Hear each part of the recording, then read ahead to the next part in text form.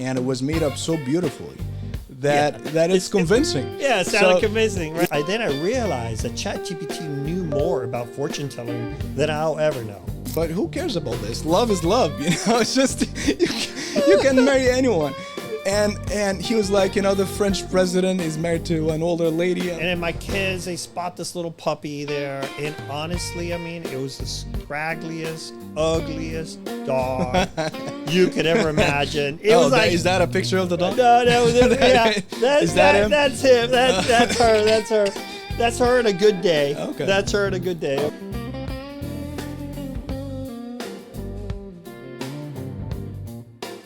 Hi everyone, welcome to the second episode of Lawyers Uncensored.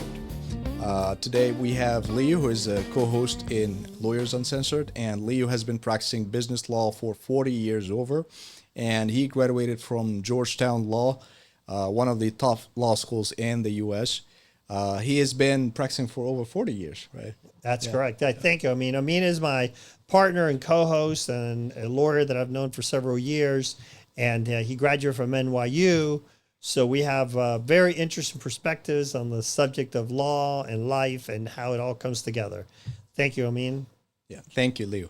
You just told me about like a guy who was speaking to ChatGPT and came up with some legal advice, and you were like, stop, hold up a little bit.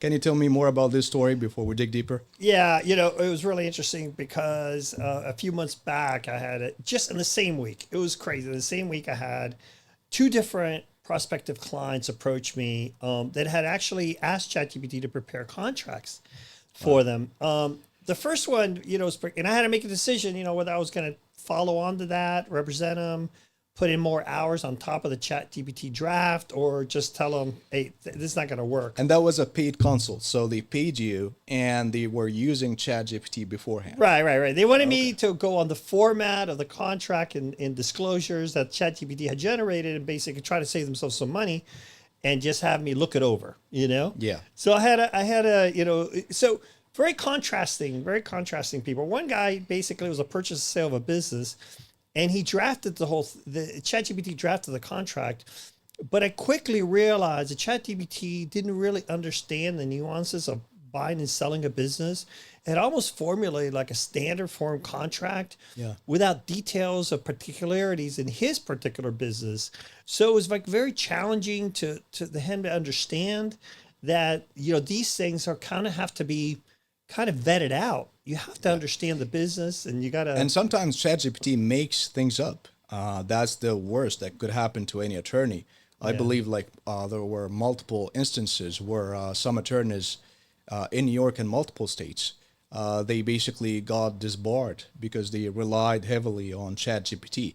I actually had a client as well who, in immigration, is even more dangerous because just one mistake or one legal citation that is not there, it costs it can actually lead to deportation. So wow. So it's it's crazy. That's crazy. And I had this client. He was on a consult as well, and he cited a case that did not exist.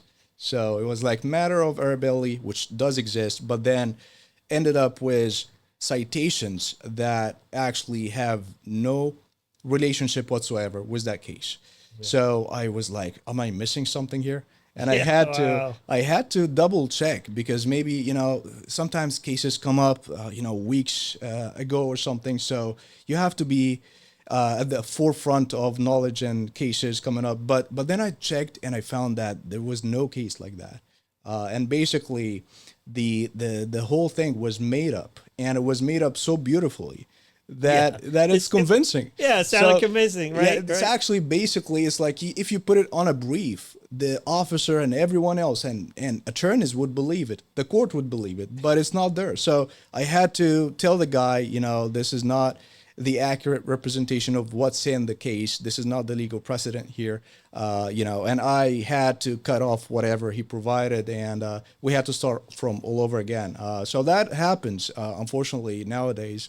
Do you have more stories about ChatGPT clients? Yeah. So I told you it was just very coincidental because of the same week. So that that gentleman, we addressed his issues, and we finally got to a contract where nuances of his deal Yeah. kind of like were addressed in the contract. And so that was really important because he realized that ChatGPT was not reliable.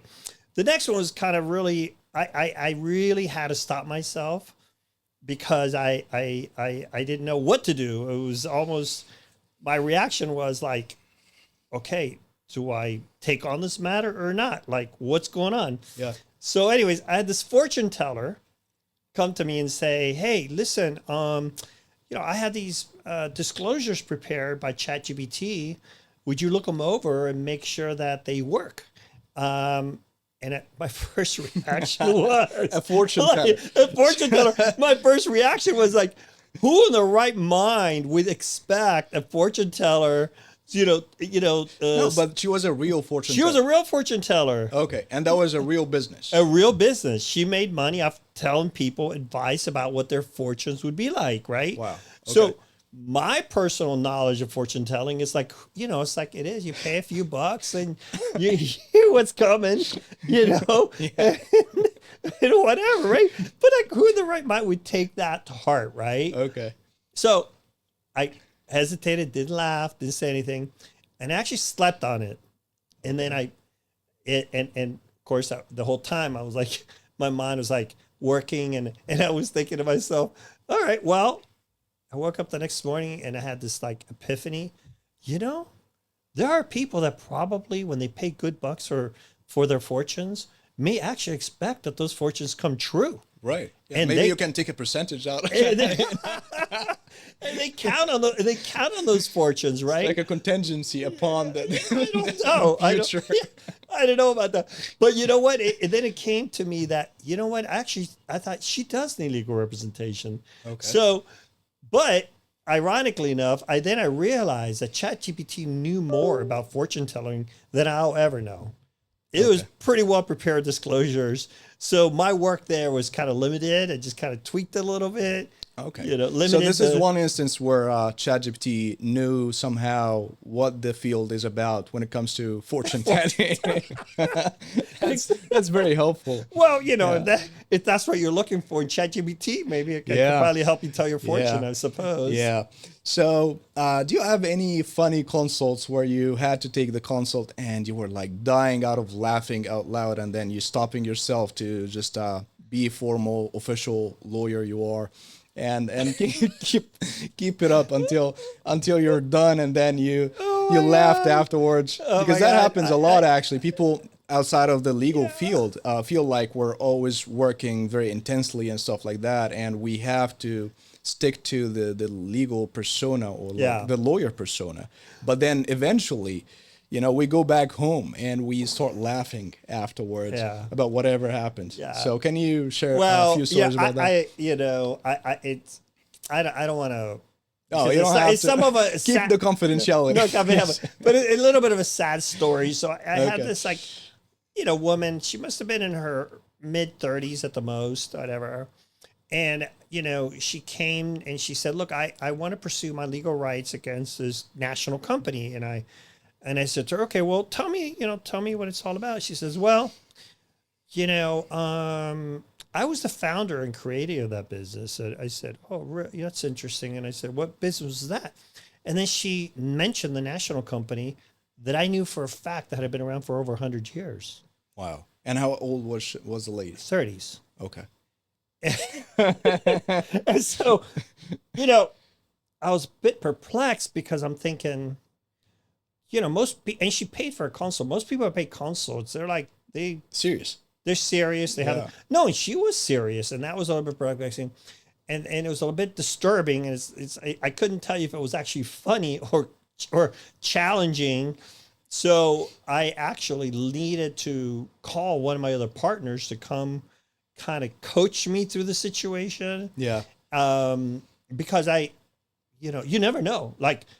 Just like I was so surprised about the fortune teller, right? And her needs. Am I missing something in this communication? Is she trying to say something that maybe I'm missing? And she in her mind was convinced that she had founded this company that had over, in fact, that just celebrated their 100-year anniversary. Yeah. But I mean, that was me. And you, tell me about you. I don't know where to begin, honestly. So You must have much more exciting stuff than me. So when it comes to immigration, unfortunately, the immigration system is so limited in terms of what it can offer people to immigrate. So when people are stuck somehow, like they can't apply for a green card based on one of the available grounds, they start getting, themselves into weird situations. So I had this guy, and I did not represent him actually. He came from another immigration attorney, and I was representing him for the EB2 NIW, which is the employment-based national interest waiver visa. And he, in the middle of the call, he actually talked to me, and he was like, "You should know something, attorney." I was like, "What's going on here?" And he said, "I actually applied for some immigration benefit in the past based on marriage." So I said, "Okay, that's good. That's good. So can you tell me more about that? Because maybe you don't need my services anymore." And he was like, the officer did not believe me, attorney. I don't know what's happening, but, I proved everything, and the officer is not believing me. So I said, "Can you tell me just a few information about your age, your marriage, your spouse's age?"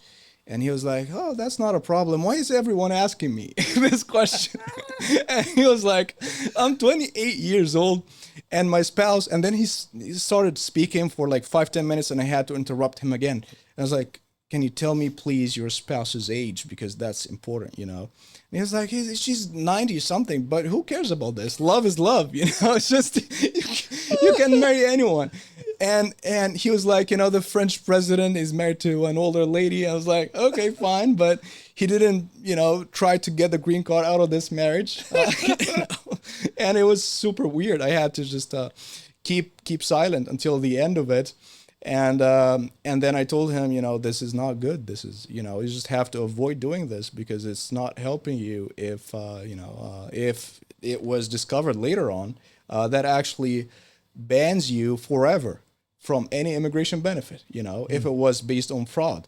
So the guy was like, "Okay, fine. I'm pursuing now the right path with you. I forgot about the rejected case, so I will never do that again." And so it went through. So that was a crazy, funny story, but maybe you have more funny stories to share with you. Well, let me tell you, I mean, In the business field, I think it's more rigid, right? Well, no, I mean, love is marriage, marriage is love, whatever you want to call it. But there's no age limit. I totally.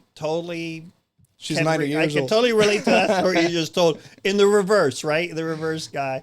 Yeah. So, I mean, I've heard and have knowledge of this one guy. He's been married like 16 times.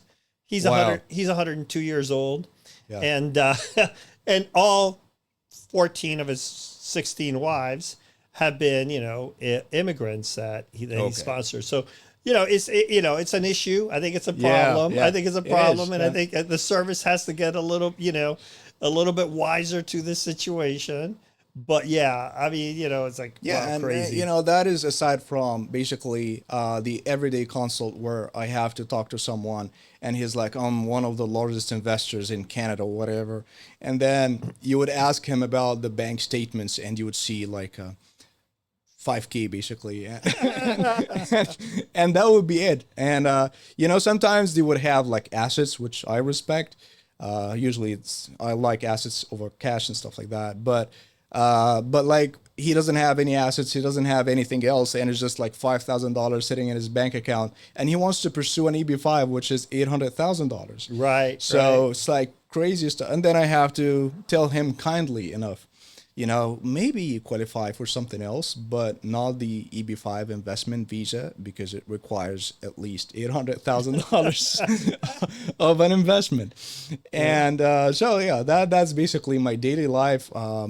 Sometimes I get a scholar who is not published, so he would call himself. But he's scholarly. Exactly. So he would come to me saying, "I'm a scholar. I have scholarly pursuits and stuff like that." And then I would take a look at his resume. And I would find basically nothing. And the guy never published anything in his life. And he thinks and believes firmly, actually, that he is going to have a shot at the scholarly EB2 visa. Wow. So yeah, I can just keep going forever. So you have to stop me. Yeah. So, People whose minds are not at the right place of where they really understanding what they're challenging. Yeah. I mean, it's people. Can you tell me about the story you told me about the dog story? That was one of the largest deals you've ever had. in your...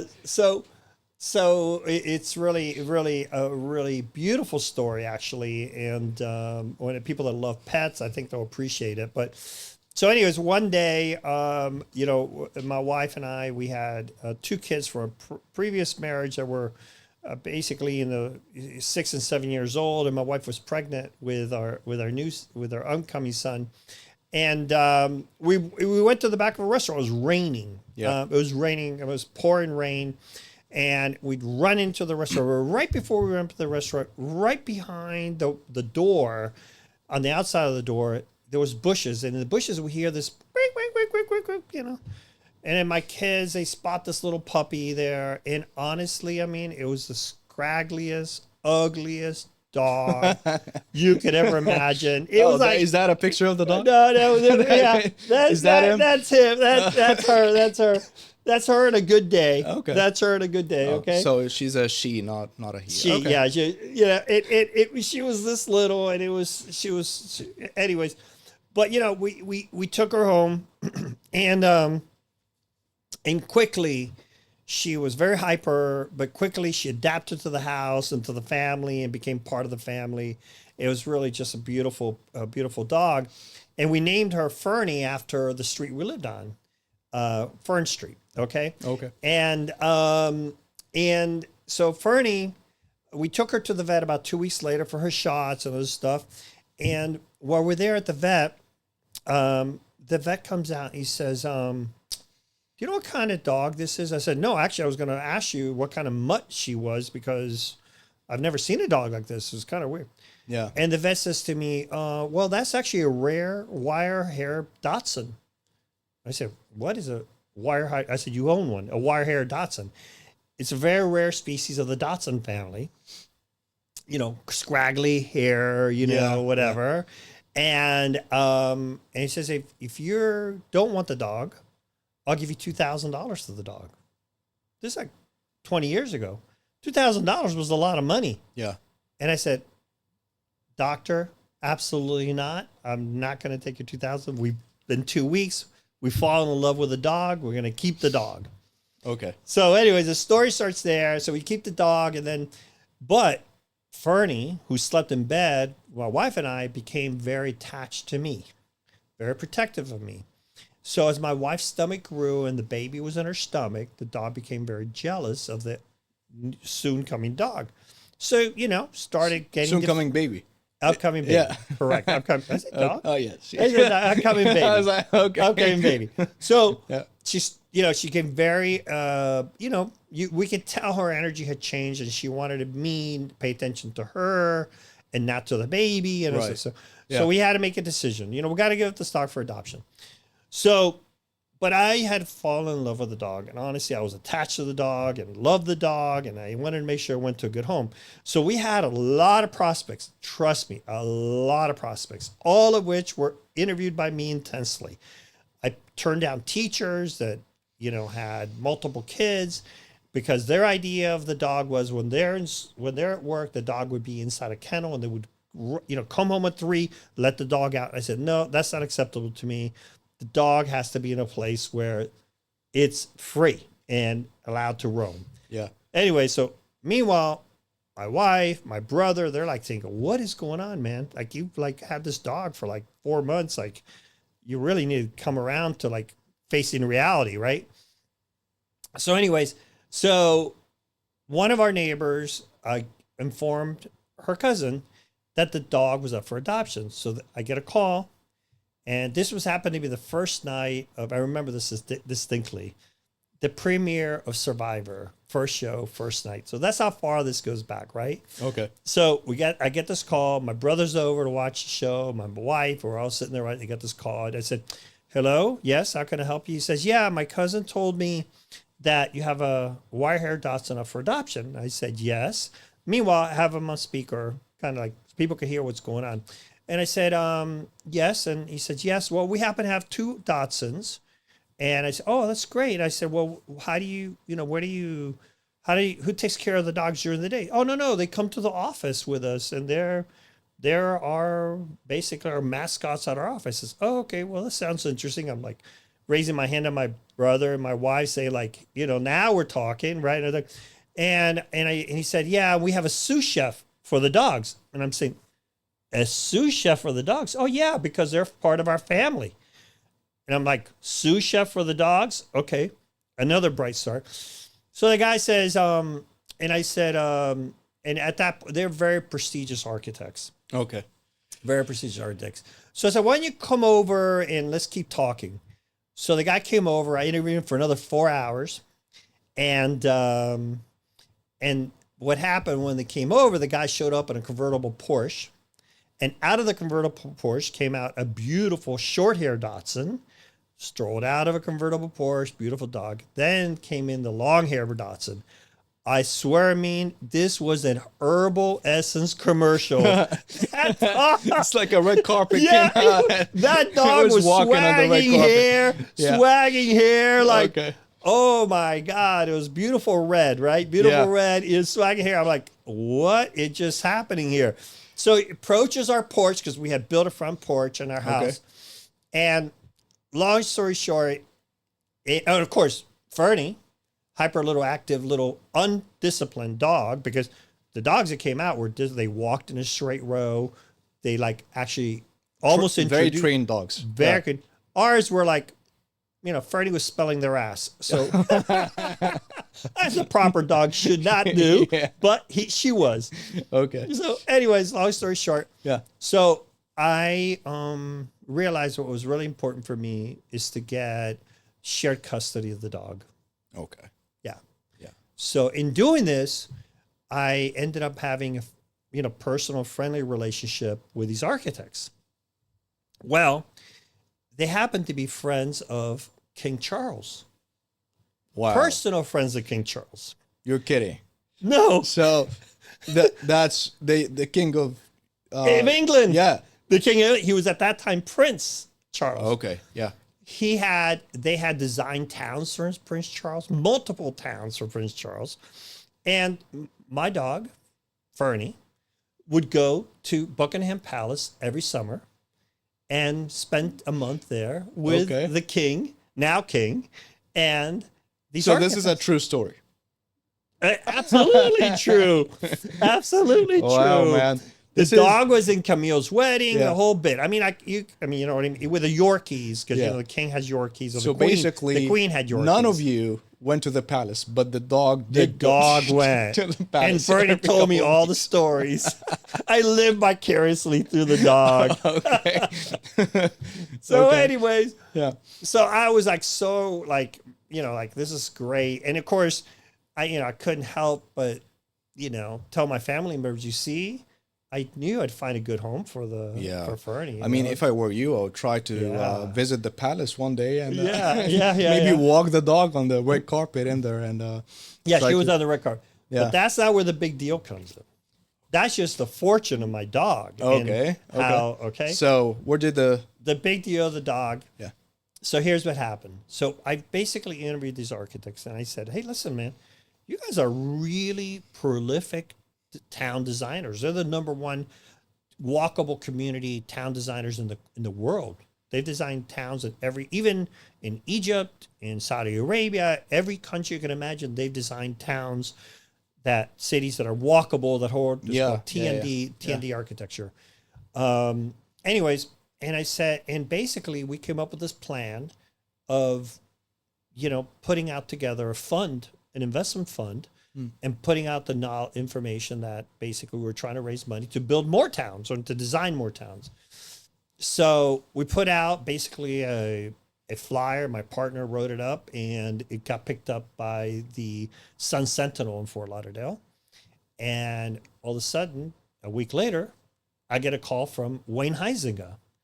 I don't know if you know Wayne Huizenga is, but Wayne Huizenga is now, rest in peace. But he's the owner of Waste Management. Okay. Okay. My secretary was where they were at lunch, and I pick up the phone and answer, and they said, "This is Wayne Huizenga. Can I talk to your partner? I'm interested in your fund." And there we go. Wayne Huizenga invested in our project, invested in our fund, and we were very successful. Wow, man. Yeah, man. This is so inspiring, actually. Like how a dog can actually lead you to the biggest deal ever. Yeah. And it's a true story. That's a true story. And that's life. I mean, that's life. That's true. I think, honestly, I didn't have a dog and I didn't have this story, but I don't know. Maybe a cat will work. I don't know. No, but really, like randomly, I got to meet very established individuals in my life out of coincidence. I don't know what happens exactly and what happened back then, but like I got to meet Carl Schmidt of Google. He was the former CEO, for example.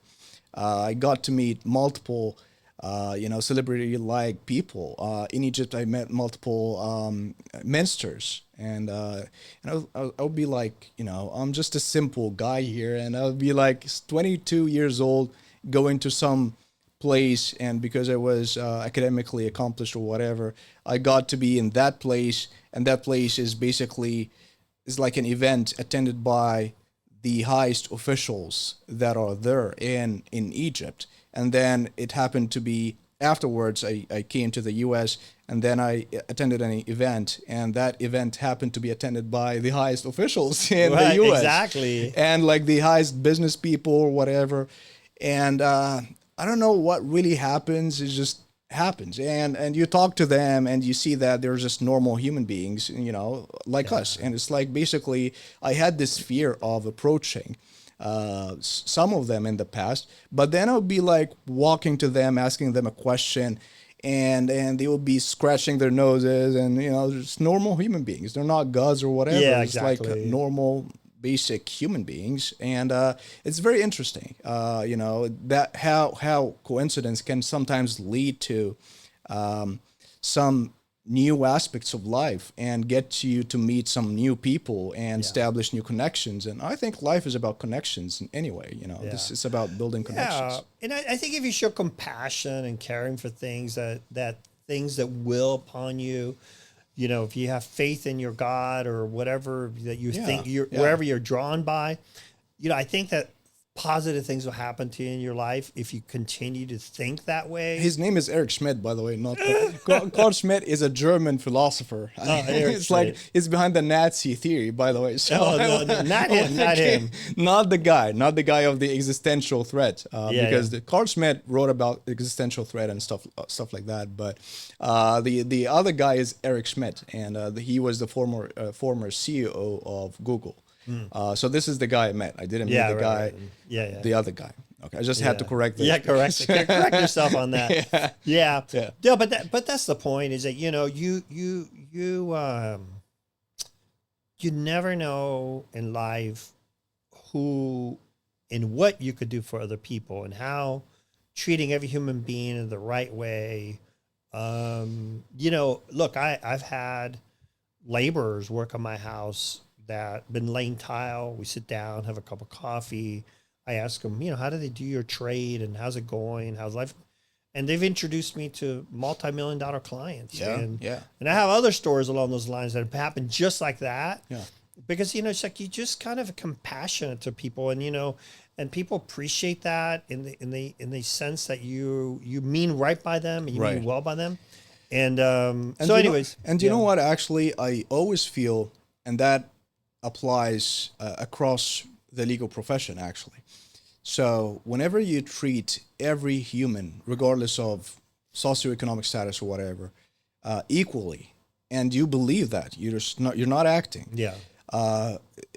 goodness happens to you for some reason. It's just like life happens in a good way for you. So they would actually tell others about you. They tell higher status people, whatever. And everyone gets to know you, and everyone is going to be thankful for you at the end of the day. Yeah. So, I never believed in the stance where some attorneys would be like arrogant or snobbish and be like, I'm a graduate of this law school, whatever. I'm at the top law firm in New York City, whatever. I'm not going to be talking to you or to whatever.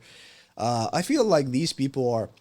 I'm not going to be judging anyone, but basically, I don't think that these people are happy at the end of the day, because when they go to sleep, I don't think that some client in there or some person whom they met might be very frustrated with the way he or she was treated, Yeah. and it's not supposed to be that way. And after passing away or something, the legacy is not that strong either. So they can be extremely rich or whatever, but at the end of the day, no one is going to remember them in a kind, loving way, which Yeah. I feel actually matters. It's not about money.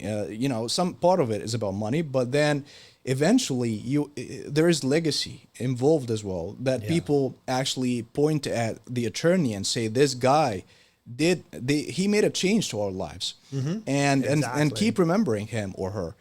Towards the end of even tell their kids or grandkids, I've met an attorney back in the 60s or whatever who did this or that, and he brought me good luck or whatever, and now I'm better off. Yeah. Yeah, I think that's the duty we're charged with, and it's really interesting. Meeting people, when I represent them, or meeting people just generally and talking about what they do and what their life is all about. I think that every person's like a book, right? Right. Everything's an interesting read. Yeah, Like definitely. what's your story? Like what do you tell me about? Like Yeah. something in your life is miraculous, and everybody's got a miracle to tell. The miracle of life in themselves is fantastic, but I think that I've never met a business person, I never met even an employee of a business person that didn't have something really interesting to share with me.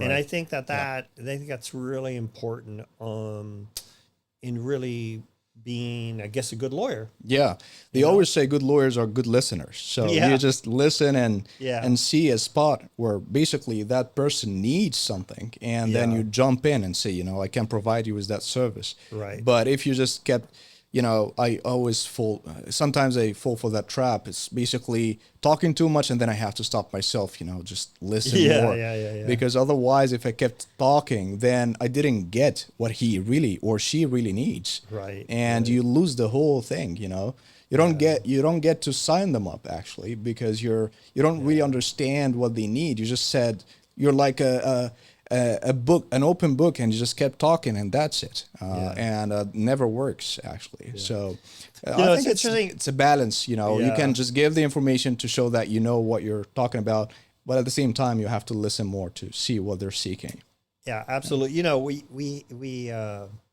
We go home at night. At least I go home at night and I watch these mini series, about lawyers and versus our own reality of being a lawyer. And what do you think about that? Like, what do you think about? I think we're very misrepresented in all TV shows. So they show that lawyers are super fun. They're going out, they're doing this, they're inspecting some site, and like Better Call Saul. I'm rewatching it for the 5th time right now, actually. So it's like everything is super interesting. And Suits, for example, like every time they meet each other, like, hey, Mike, hey, Harvey, they're talking about very interesting stuff. And then they go to some interesting people and they close the deal in 2 days. Yeah, which, of course. Which takes like 5 years, to close. Yeah. And it takes like 5,000 pages to go through and stuff like that.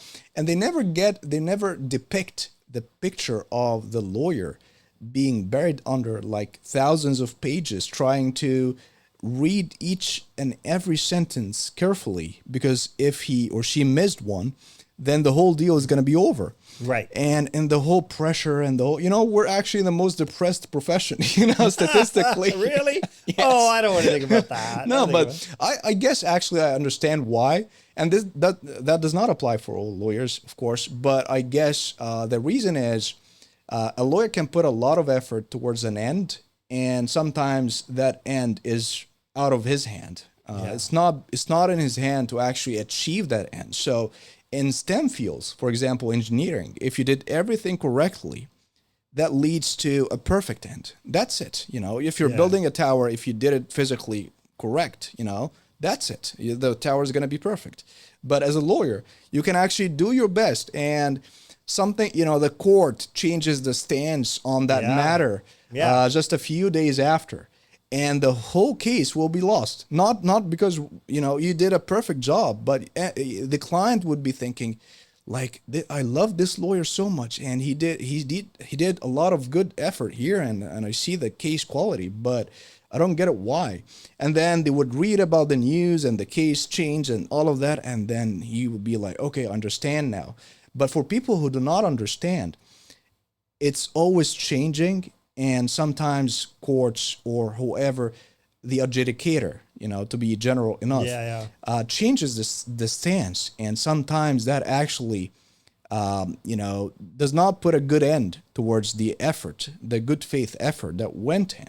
So that's why I guess the disconnection here, that's usually the reason why some lawyers get depressed, because sometimes they're like running after something, and then the end result, even though they would love to have it, just like it's not there for some reason, against like doctors, for example. And the second thing I would say, getting money directly from clients. I hate that fact, actually. So have you ever went to a doctor's office and the doctor came to you and he was like, please give me your $5,000 or whatever. It's like, it doesn't make sense. The system's not set up for us that way. It's like, it doesn't make sense. Like if someone came to a criminal defense attorney, for example, for any DUI or whatever, and the criminal defense attorney, before hearing them out, he asked them to give him, for example, like $1,000 for the consult, whatever.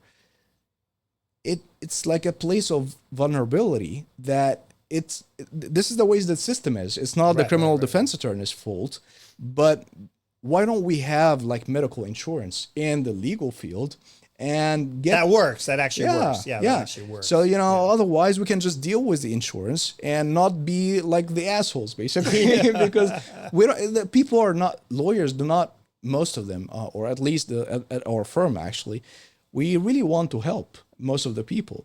And many of us actually waive the fee for people who need the consult and cannot pay and all of that. Right. But like, why do we have to speak directly to a person and say, pay me this money, otherwise I'm not serving you? And it sounds like, that's why I guess that's the second point. It kind of gets weird when it comes to lawyers versus doctors. And I think because the system is not endemically designed to people having problems that are going to use a lawyer. And, the medical field's done a good bit of marketing to show that everybody's going to get sick and they're going to need a treat for something. And pharma's proven that you're going to need to pop pills for everything under the earth. Yeah. And then the parallel, the nutritional supplements have said, well, they're not covering you enough. Then you got to pop some more pills for nutritional supplements. But I think lawyers have kind of like failed in that sense, and they're like not. But I feel it's a reality, actually. Everyone needs a lawyer from time to time. Absolutely. Like, even for a ticket. I got a friend asking me the other day, like, can you work on dismissing this ticket back in New York?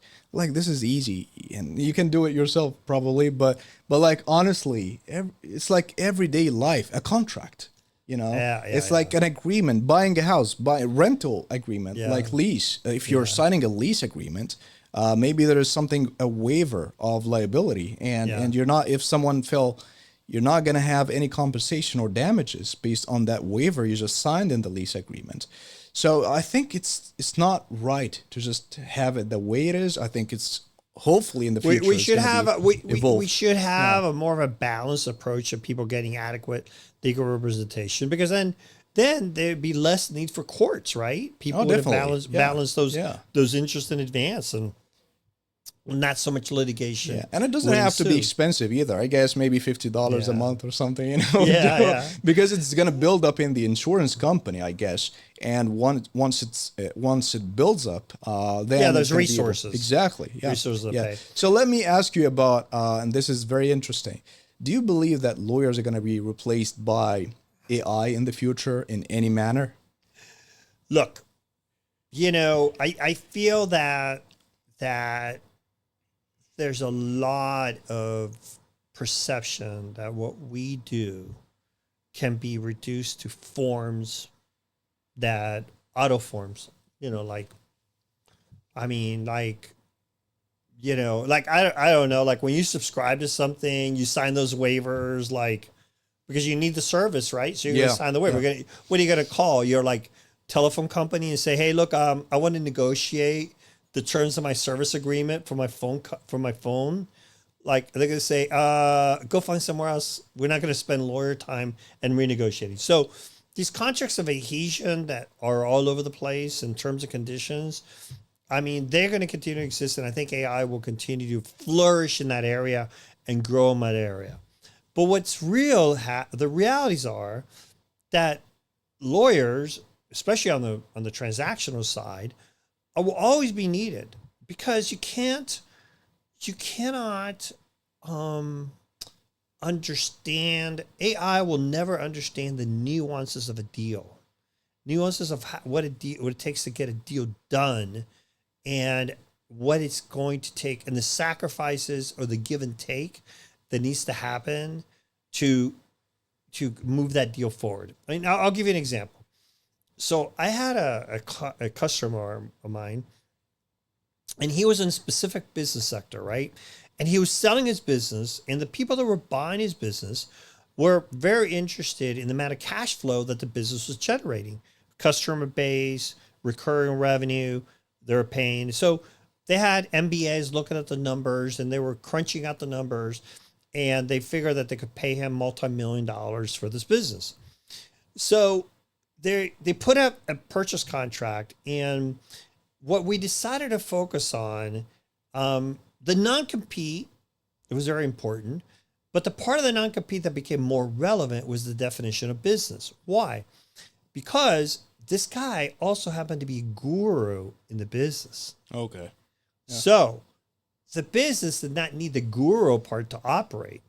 So we agreed to give concessions on the time span for the non-compete, that he wouldn't go out there and offer those same services to the customers. But we negotiated the terms of what a business meant to narrow it to that business. So in effect, what's interesting, this guy's now a podcaster. Okay. Not offering the customers the same business, but he's podcasting like you and I are about what that business is all about. Yeah. So I don't think any AI could think forward in that context. You have to understand your client. Yeah. I had this. So I went to a law professors conference a year and a half ago, and there was a long table full of law professors, around like 50 or something. And everyone was speaking about AI and ChatGPT and all of that. And I was like, okay, fine. And now we are allowing law students, to use that and write essays and write research papers or whatever. But then, where's the critical thinking development in each one's brain? Because it takes a lot of studies and a lot of thinking and stuff like that to actually, because a good lawyer is not about the information. It's about spotting an issue that is not even seen, Correct. Like someone would be talking about something for 5 hours or something, and he or she would not actually tell you about the issue, and you would be like, it's not about what you said for 5 hours. It's about this point, and that's being a good lawyer, I guess. Exactly. So they were like, now everyone uses ChatGPT, and we're going to be using ChatGPT, and I was like, where's the development of the critical thinking skills that a lawyer would be sitting down and pinpointing an issue that is not obvious in all of this? And then afterwards, I got to meet a few lawyers of my friends. They're my friends basically, and we talked about this.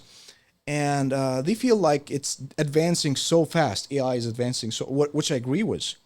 But then eventually, even if it's advancing so fast, it can connect knowledge to each other. It's like, if you have multiple cases, it's going to make connections. Sometimes it's right, sometimes it's wrong, as we said. Right. But then at the end of the day, it's going to have the same problem again, because it can read like thousands of pages, but it's going to miss a word or two in one clause in a contract. Right, correct. And that's it. Just this single word would actually change the whole situation. And as you said before, it's about the facts of the case as well. So if you know more about the field itself, like someone who's working in that field, you would actually get to use that field in a way that is more beneficial for the client because you know more about the field. And one final note, which is, I think even if the AI advanced so much ahead and did not make any mistakes in the future and all of that, I think we're protected by the bar in a sense, basically the court, because it's humans, we're not like hard sciences or software engineering or all of that, where basically the advancement of tech can replace software engineers by programming itself or stuff like that. Right. It's who's allowed to be a practicing attorney? Someone who applies to become an attorney, someone who passes a bar exam and meets their requirements, and eventually they have to file a motion to become an attorney, to be admitted as an attorney. And who is responsible for admitting that person? It's a group of humans called the bar association and the court and so on. So I think we humans, especially in the legal field, we're super protective over who gets in and who gets out and all of that. So even if we're going to have robots in the future or something like that, can you imagine like a robot, even if they pass the bar exam, which they did, by the way. So they did in the 90th percentile. AI did pass the bar. That's crazy. Yeah. But even if it wanted to apply to become an attorney, then the court would be like, who are you? Like, a robot like Optimus or something like that. And then it would be like, you're not going to be admitted as an attorney because we say so. This we say so part, I think this is what's going to really protect us as attorneys, because it's humans deciding the whole issue. It's not computers. I think that's basically the only protection we have in 10 years from now. Otherwise, AI is going to be super advanced in a way that we're not going to even foresee. Right now, Meta, which was Facebook in the past, they started hiring AI software engineers, replacing human software engineers with AI software engineers. Wow. And it's happening everywhere. It's like everyone is like trying to fire people and hire AI agents.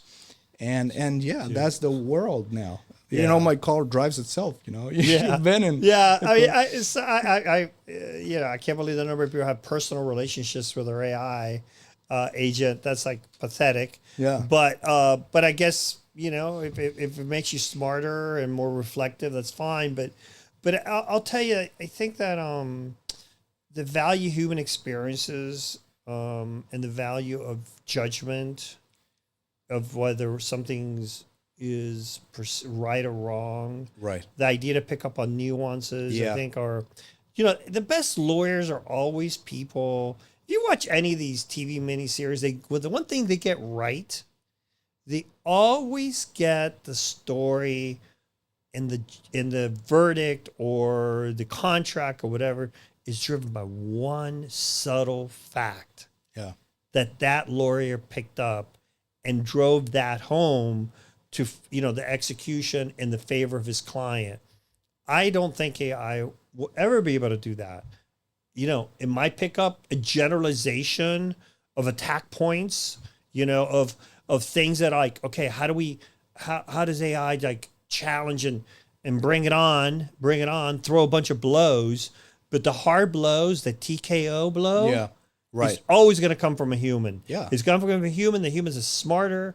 Is going to perceive the need, is going to perceive the weakness of its opponents, and honestly, and carry it home. Like I don't foresee, or I can't even imagine like two robots going to court and being adversarial to each other. Like, objection, Your Honor, her say, Look, and the other robot would be like, this is not her say, and then the judge sustained. It's like, what the hell? I don't know, man. It's almost like sci-fi, but it's possible. I can't imagine. Like, having robots in the court fighting and arguing with each other. It's not, it's like chessboard and it's playing itself, Yeah. It's like the same AI. Probably would be having like Meta AI versus Tesla's AI or whatever. But it's like, what the hell is going on? It's so bizarre to me. It's like, I read an article about maybe a year ago that like 3,800 Japanese men had a Borg relationship where they were actually literally married to a robot. Yeah. I Honestly, mean, that's think like, that's crazy. I don't know, That's man. crazy. I don't know. Yeah. I don't know.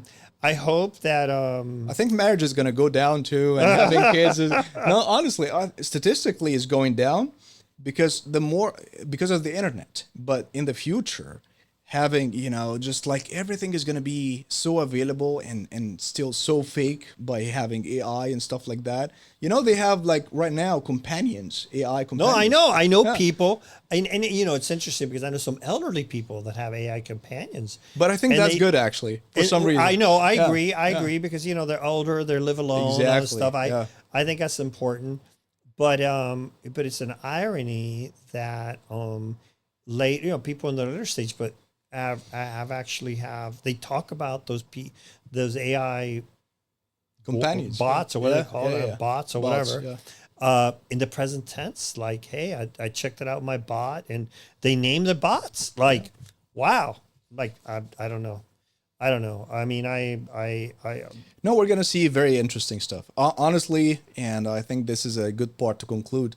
I think the world that we know of is not going to remain the same in the next 10, 11 years. It's going to Yeah. go crazy in a good or a bad way. yeah. We're going to see most cars probably autonomous, and we're going to see craziest, like sci-fi. We're going to be living in a Yeah. sci-fi movie like 90%. And this is not an exaggeration. And Optimus is going to be out next year.